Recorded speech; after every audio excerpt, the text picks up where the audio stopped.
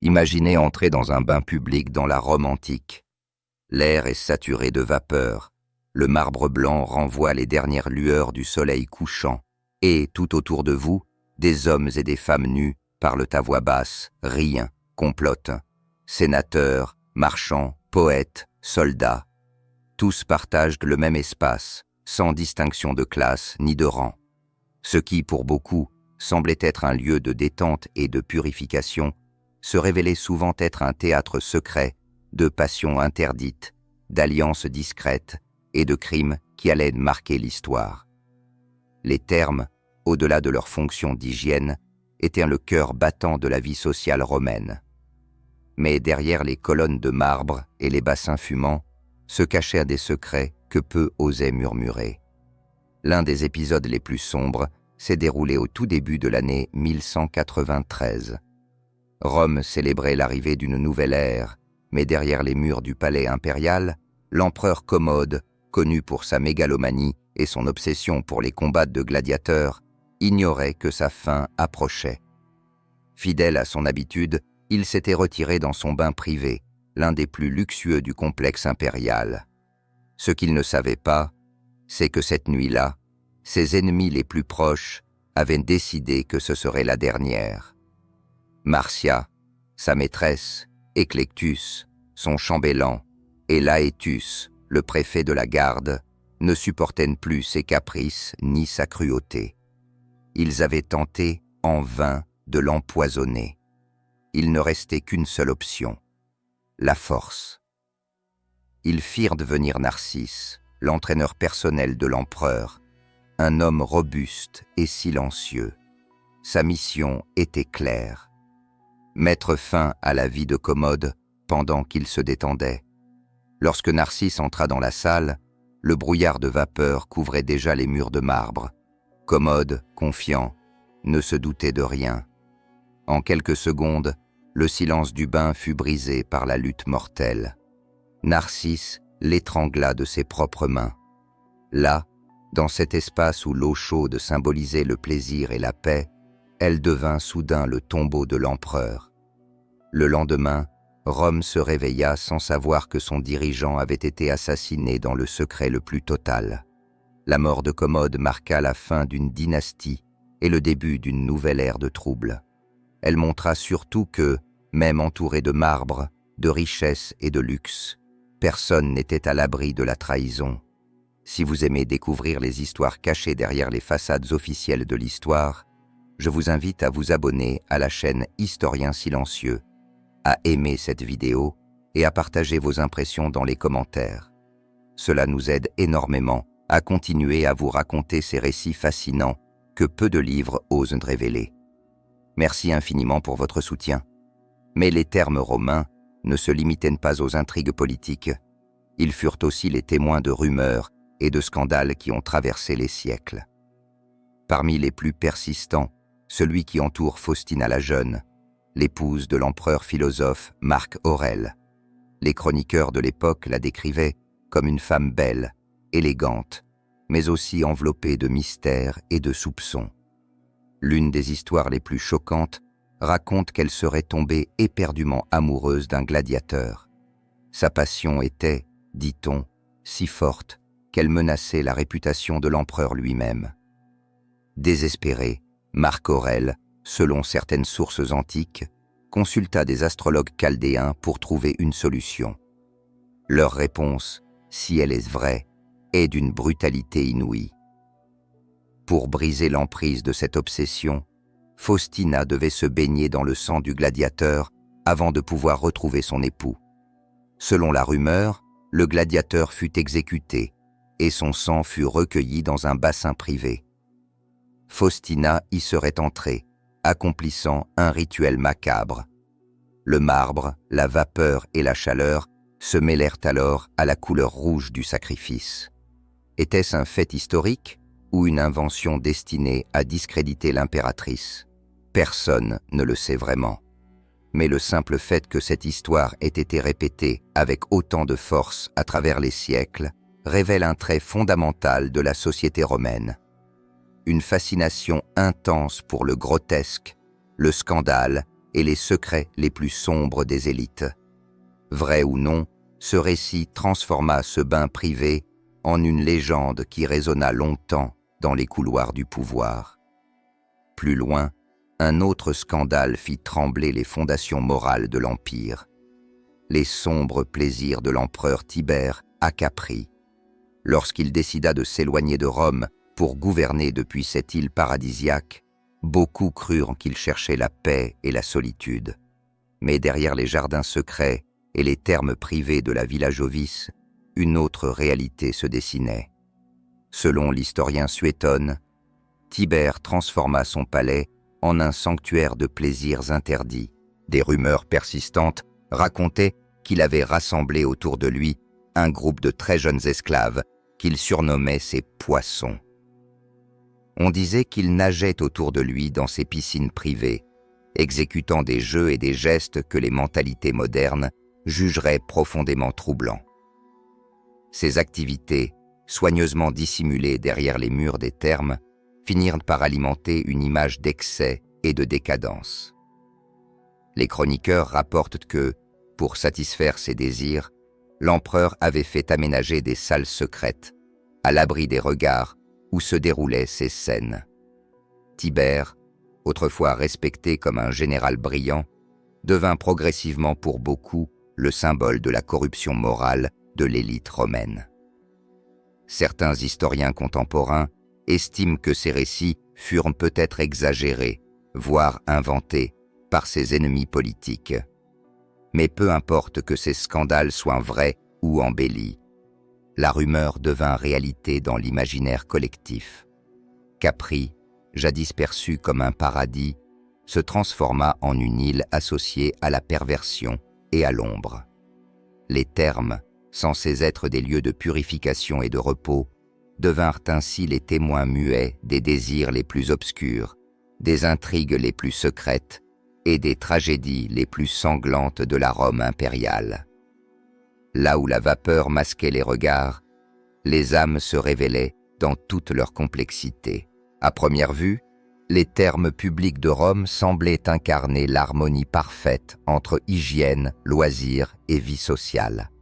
Ces immenses complexes étaient de véritables merveilles d'ingénierie, dotés de bassins d'eau chaude, de salles de vapeur et de vastes espaces de détente.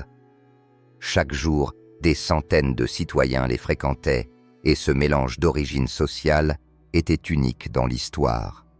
Sénateurs, marchands, soldats, esclaves, tous se retrouvaient nus dans un même lieu, unis par une promiscuité rare pour l'époque. Mais derrière cette image d'égalité apparente, les thermes devinrent rapidement des terrains fertiles pour les passions interdites, les rencontres clandestines et les désirs qu'aucune loi ne pouvait contenir. Pendant des siècles, les bains mixtes, où hommes et femmes se baignaient ensemble, furent tolérés, parfois même célébrés.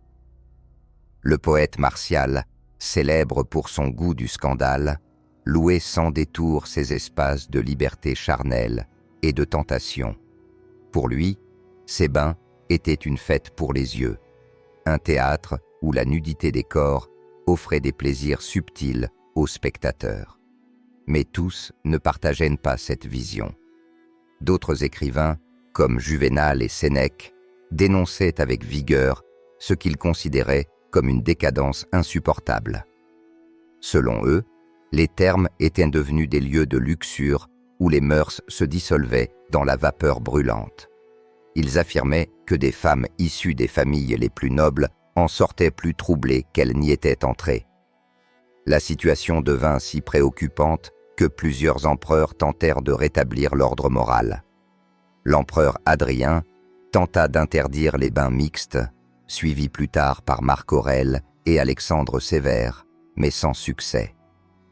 Les interdictions ne firent que nourrir la clandestinité. Les rumeurs d'aventures éphémères entre inconnus, de relations illicites entre nobles et esclaves, et même d'activités plus organisées se multiplièrent. Dans certains complexes thermaux, on alla jusqu'à installer des maisons closes dans les étages supérieurs. Les fouilles de Pompéi ont révélé des fresques érotiques ornant les vestiaires de certaines thermes, numérotées comme un véritable catalogue de services. Ces découvertes archéologiques confirment que, loin d'être de simples lieux de propreté, les thermes étaient au cœur d'une culture où le désir circulait librement, dissimulé derrière les vapeurs et les colonnes de marbre. La tension entre plaisir et morale était palpable. Tandis que certains célébraient les thermes comme un espace de liberté, d'autres les accusaient de corrompre l'âme romaine. Mais au-delà des amours secrètes, les bains furent aussi le théâtre de crimes plus sinistres. L'une des histoires sur les plus glaçantes est celle d'Octavie, la fille de l'empereur Claude et épouse légitime de Néron. Octavie fut une victime parfaite des ambitions politiques impitoyables de la cour impériale. Après que Néron tomba éperdument amoureux de Poppée Sabina, il chercha un moyen d'écarter sa femme sans provoquer de scandale. L'accusation d'adultère fut son arme. On l'accusa faussement d'infidélité et d'être stérile. Un double affront dans une société où la maternité des impératrices incarnait la continuité du pouvoir. Mais le peuple romain ne se laissa pas berner. Octavie était aimée, et les rues de Rome s'embrasèrent de manifestations exigeant son retour. Néron, craignant une révolte, décida d'agir en secret. Selon le récit de l'historien Tacite, Octavie fut exilée dans une villa isolée, loin de la capitale. Là, elle fut conduite dans une salle de vapeur surchauffée, un caldarium transformé en chambre de mort. Les portes furent scellées. Dans l'air saturé d'humidité, le supplice était insupportable. On raconte que ses veines furent ouvertes pour simuler un suicide, tandis que le corps d'Octavie glissait lentement dans l'eau brûlante. Cette mort silencieuse, loin des regards, devint l'un des symboles les plus cruels de la folie de Néron. Ce lieu, censé purifier le corps, se transforma en instrument d'effacement. Non seulement on tenta de supprimer la vie d'Octavie, mais aussi sa mémoire, son nom, son héritage. Pourtant, l'histoire se souvient encore de son souffle interrompu dans la vapeur suffocante. Mais les thermes furent aussi le décor de scandales d'un tout autre genre, comme le rituel extravagant de Poppée Sabina, la seconde épouse de Néron. Dans une Rome où la conquête militaire et la puissance architecturale définissaient la grandeur, Poppée imposait une autre forme de pouvoir, celui de la beauté. Connue pour sa peau éclatante et son visage d'une perfection presque irréelle, elle devint célèbre pour ses bains légendaires, non pas dans l'eau, mais dans du lait. Et pas n'importe quel lait, du lait d'ânesse, frais, tiède et parfumé d'essence de fleurs. L'historien Pline l'Ancien rapporte que Poppée voyageait toujours avec un cortège de plus de 300 ânesses, afin de ne jamais manquer de son précieux élixir de jeunesse. Chaque matin, ses esclaves préparaient son bain dans une salle spécialement aménagée, décorée de marbre et d'argent, où flottaient des pétales de fleurs, et où la vapeur enveloppait l'air de senteurs capiteuses. Poppée s'y plongeait pendant des heures, entourée de parfums rares et de soins délicats. Pour certains, ce rituel symbolisait le raffinement absolu. Pour d'autres, il incarnait l'excès insupportable d'une élite déconnectée de la réalité. Cette extravagance choqua profondément une partie du peuple romain. Dans une société encore marquée par les valeurs d'austérité héritées de la République, voir une impératrice gaspiller autant de ressources pour entretenir sa beauté semblait presque une provocation. Pourtant, beaucoup enviaient son éclat et rêvaient de ses secrets. Poppée cultivait son image de déesse vivante, et chaque goutte de lait devenait un instrument de pouvoir. Ironie du destin. Malgré tous ses efforts pour défier le temps, elle ne vécut pas assez longtemps pour vieillir. Des années plus tard, une violente dispute avec Néron mit fin brutalement à sa vie, mais ses bains demeurèrent dans la mémoire collective comme un symbole de vanité, de démesure et de fascination pour l'éternelle jeunesse. Ainsi, entre les passions interdites, les complots meurtriers et les excès somptueux, les termes romains reflétaient bien plus que des habitudes d'hygiène. Ils étaient les miroirs d'une civilisation où le plaisir, la politique et le pouvoir se mêlaient sans pudeur, où chaque bain pouvait cacher un secret, et où, derrière le voile de la vapeur, se joignent parfois les destins les plus tragiques. Parmi tous les scandales liés aux termes romains, l'un des plus tragiques reste celui de Fausta, l'épouse de l'empereur Constantin le Grand.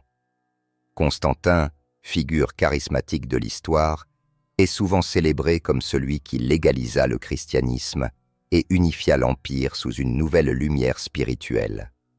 Mais derrière cette image de bâtisseur de paix se cache un épisode beaucoup plus sombre, presque effacé des récits officiels. La mort de Fausta dans un caldarium, une salle de vapeur devenue son tombeau. Nous sommes en l'an 326 après Jésus-Christ. Quelques semaines plus tôt, Constantin avait fait exécuter son fils Crispus, né d'un premier mariage. Les raisons de cette décision restent mystérieuses, mais de nombreuses sources anciennes évoquent les accusations d'inconduite proférées contre Crispus par Fausta elle-même. Certains prétendent qu'elle l'accusa faussement d'un comportement déplacé, espérant écarter l'héritier pour protéger les intérêts de ses propres enfants.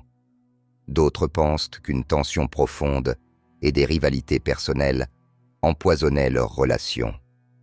Quelle qu'en soit la vérité, la mort de Crispus bouleversa la cour impériale et mit le palais sous une tension extrême. Très vite, les rumeurs commencèrent à se propager, fragilisant l'autorité de Constantin. On racontait que Fausta avait manipulé les événements pour consolider son pouvoir. Face à ce climat explosif, l'empereur décida d'agir. Mais il choisit la discrétion absolue. Aucune accusation publique, aucun procès, aucune exécution en place publique. Fausta fut convoquée dans une villa impériale et conduite dans un caldarium, une salle de vapeur où la chaleur atteignait son intensité maximale. Les portes furent verrouillées. L'air devint suffocant, saturé d'humidité brûlante. Privée d'oxygène, Fausta succomba en silence, seule face à la chaleur qui consumait son souffle. Certains historiens y voient une exécution déguisée, d'autres un châtiment politique, mais tous s'accordent sur un point. Ce fut une mort voulue, calculée et effacée des mémoires officielles. Après sa disparition, son nom fut effacé des inscriptions, ses portraits détruits, comme si elle n'avait jamais existé. Pourtant, les chroniques anciennes ont préservé son souvenir, rappelant que même dans le cœur du premier empire chrétien, les intrigues sanglantes n'avaient rien à envier aux excès des empereurs païens. Le caldarium, conçu pour purifier les corps et apaiser les esprits, devint ici l'instrument d'une mise à mort froide et méthodique. Ce drame met en lumière un paradoxe profond. Les thermes, symboles de luxe, de détente et de vie sociale, furent aussi des lieux où se tramaient les secrets les plus sombres de l'Empire. Des amours interdits aux assassinats silencieux, ces espaces de marbre et de vapeur furent le théâtre de récits où l'intime rencontrait le politique, où les corps nus se mêlaient aux ambitions les plus dévorantes. Et pourtant, malgré les siècles passés, les termes romains n'ont rien perdu de leur pouvoir de fascination. En parcourant aujourd'hui les ruines des thermes de Caracalla, on peut presque sentir le murmure des histoires qui s'y sont jouées. Le marbre fissuré, les voûtes brisées, les mosaïques effacées semblent encore retenir la mémoire des complots, des passions et des trahisons. Là où jadis résonnaient les éclats de rire, les chuchotements et les cris étouffés, il ne reste plus que le silence, mais un silence chargé de fantômes. Les 7 scandales des termes racontent bien plus qu'une série d'anecdotes sulfureuses. Ils révèlent l'âme véritable de la Rome impériale, une civilisation où le pouvoir se vivait comme un privilège absolu et où la frontière entre plaisir et destruction était souvent mince. Derrière les bains parfumés, les bassins fumants et les rituels de beauté, se jouaient des destins qui façonnaient l'histoire. Les empereurs, malgré leurs palais dorés, n'étaient pas à l'abri de la vengeance. Les impératrices, malgré leur charme, n'étaient pas protégés des intrigues mortelles. Et les citoyens, séduits par l'apparence d'une égalité sociale dans les termes, ignoraient que derrière ces murs se cachaient des mondes parallèles où se mêlaient le vice, la luxure et la politique. Certains de ces récits sont confirmés par des chroniques précises, d'autres restent enveloppés de légendes, mais tous partagent une même essence. Ils révèlent que le pouvoir, lorsqu'il se croit invincible, se permet tout, même dans les lieux les plus intimes. Les thermes, sanctuaires publics, devinrent aussi des refuges pour l'indicible. Ce double visage, à la fois purificateur et corrupteur, explique pourquoi ces espaces ont traversé les siècles comme des symboles de grandeur et de décadence. Aujourd'hui encore, il suffit de marcher sur les pierres des anciens thermes de Pompéi ou de Caracalla pour ressentir la force de ces récits. Le vent qui siffle entre les colonnes brisées semble murmurer les secrets de ceux qui ont aimé, conspiré et péri entre ces murs. Et peut-être est-ce là l'héritage le plus durable de ces lieux. Un rappel que l'histoire officielle ne dit pas tout, que les marbres polis cachent des vérités que seule la vapeur connaissait, et que même les empires les plus puissants finissent par laisser derrière eux des ruines habitées par des ombres. Dans ces fragments de pierre et ces vestiges silencieux, Rome continue de parler. Elle raconte la fragilité des puissants, les excès d'une société fascinée par le plaisir, mais aussi le prix terrible payé par ceux qui défiennent l'ordre établi. Et si aujourd'hui les termes ne résonnent plus des intrigues impériales, leurs échos persistent comme des avertissements murmurés à travers les âges.